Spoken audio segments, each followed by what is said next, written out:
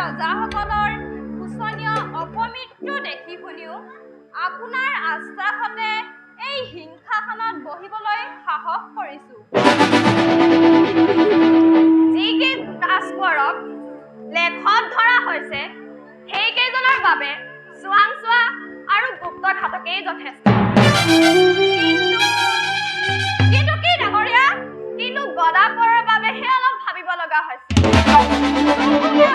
সেই গদাকোঁৱৰ নহয় জানো? হয় স্বৰ্গদেউ, শুনিছো তেওঁ হেনো দুৰ্জয় প্ৰতাপী আৰু বাহুবলী। ব্যৱস্থা কৰা হ'ব স্বৰ্গদেউ। কি কৰিব ডাঙৰীয়া?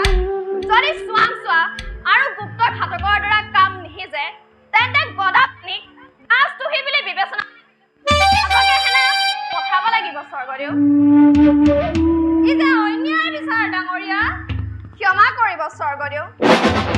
অদূৰদৰ্শী বিষয়াৰ কুচক্ৰান্তত এই অসমলৈ যি অন্যায়ৰ সোঁত বৈ আহিছে তাক যেন কোনেও ন্যায়ৰ ভেটা দি প্ৰতিৰোধ কৰিব নোৱাৰিব স্বৰ্গদেউ। খ্যাতিমন্ত ইন্দ্ৰবংশীয় আহোম ৰাজসিংহাসন ৰক্ষাৰ কাৰণে আহোম ৰাজত্ব চিৰজীৱনীয় কৰিবৰ বাবে এই খন্তেকীয়া সমৰ্থন কৰিবই লাগিব। তেন্তে সেয়ে হ'ব ডাঙৰীয়া, আজিলৈ ৰাজধৰা